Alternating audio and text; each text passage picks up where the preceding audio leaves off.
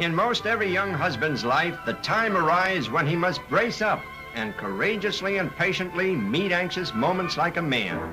After all, beyond that door, a little woman has bravely faced greater problems than beset him. Yes, sir, she's had to roast a turkey. And now it's his job to carve it. In the kitchen? Oh, no, she wants it done right in front of the guests. Poor guy. But before he starts, let's see how a bird should be carved. Just watch M.O. Cullen, who makes a specialty of simplifying the art of carving. First, he turns the fowl on its side so that pointing toward the carver's right is the turkey's, taillight. With the breastbone pointing away from the carver, a leg is severed at the first joint. At least that's how it's done in the better joints. However, instead of serving the whole drumstick, make it easier for your guests by serving slices of the meat. Yes? Yes. And now, as one cuts away succulent slices from the region of the remaining second joint, one fights to overpower a strong desire to toss a hunk into one's wide-open kisser. With the bone of the second joint now exposed, you carve around it to release it from the meat. Resorting to the use of the left hand, thus, is not considered a foul. Sorry, no pun intended. And so, the denuded bone is released. Interesting work, Mr. Cullen. We now tackle that tender, juicy white meat. You carve this in a horizontal movement from the outside toward the body. Life doesn't seem so bad after all. I'm sorry, dear patrons, but this is my piece. Yowee, are my gastric juices effervescing. The maestro now cuts an oval piece of meat from the lower side of the turkey. This is called the oyster, and not bad, brethren. The purpose of this particular excavation simplifies an important phase in our culinary carvings. Thus, you neatly get at the dressing and preclude the dressing getting at or on you. And so you see, my friends, carving a turkey is not so difficult after all. Is it? Or is it? Well, for a guy who was never taught how, it ain't so easy, I betcha. For instance, it can't be a minor problem for a newlywed like Mr. Abner J. Poodlebean, especially when his wife's unfriendly kinfolks are a-waitin' and a-watchin'. With an air of nonchalance, he tries to mask his inner quakings. The carving knife, please. Oh, yes, the carving knife. It does come in handy. Keeping the knife in a drawer with other utensils is a fine way to nick the blade. It should be kept away from other metal to save the edge, but she wouldn't know that. Okay, Poodlebean, here comes the carving stuff.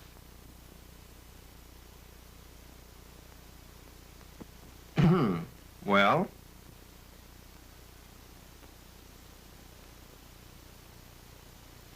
He'll show 'em. Just where do you start? Attaboy, Poodlebean. Fake it. Oh, dear. Well, might as well get going. Pish tush, it's nothing. But maybe he'd better nail that fowl down. It's amazing how complicated this can become. Hey, you can't saw through a bone with a knife, you dope. Dear, dear, those darn in-laws would be present at a time like this. Gosh, it's a tough bird. Ah, jiu-jitsu.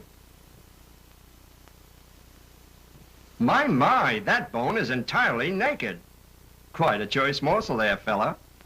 And now for a nice slice of white meat. Well, that's a start anyway. After all, some people do like skin, you know.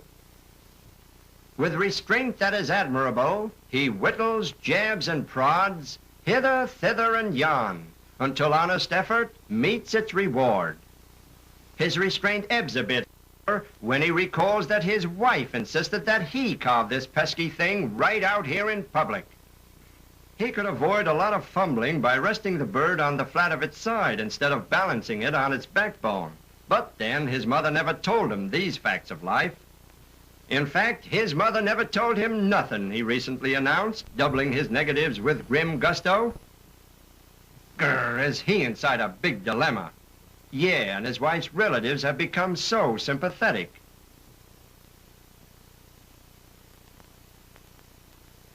He'll show those monkeys he can cut up a bird. Better proceed a bit cautiously, though. Oh, so now you're telling him. Here, you do it. But no, it's his job. And so, with nary a hi-ho, off to work he goes. And does he whittle while he works. Look out, you'll lose your arm. Well, after he's through there, that tablecloth will look like a Navajo blanket.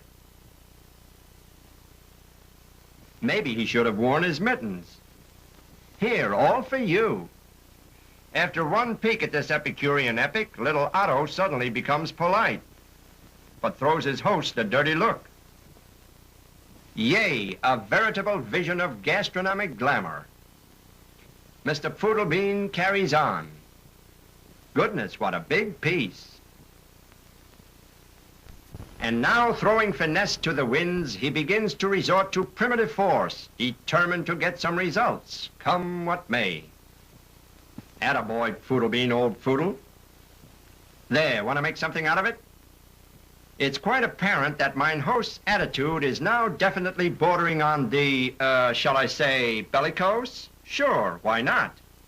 He's as unhappy as a horsefly in a garage. Oh, wise guy, I suppose you can do better.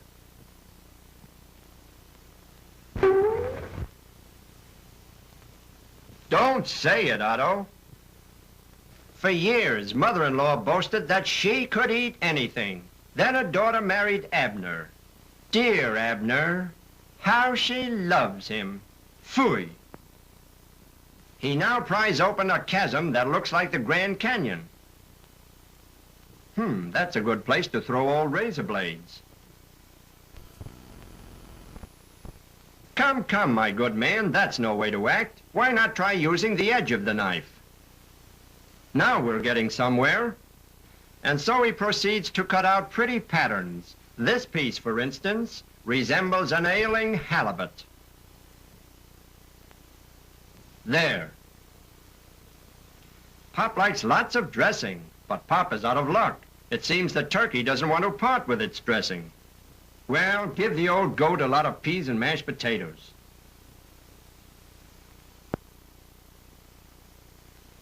Cranberries? Oh, so you don't want cranberries. Imagine that mug trying to get out of eating cranberries. Who does he think he is, anyway? Here. Cheer up, Pop. After all, you could get a worse-looking plate of chow. But I don't know where. And now? Ah. Tough going. Hey! Well, you will admit he gets results, even if his technique is a bit crude. And so the next food is for little Otto. He likes dressing too. Oh dear, just look at that. But he'll get that dressing out of that turkey, darn it. Zowie! Good night, all.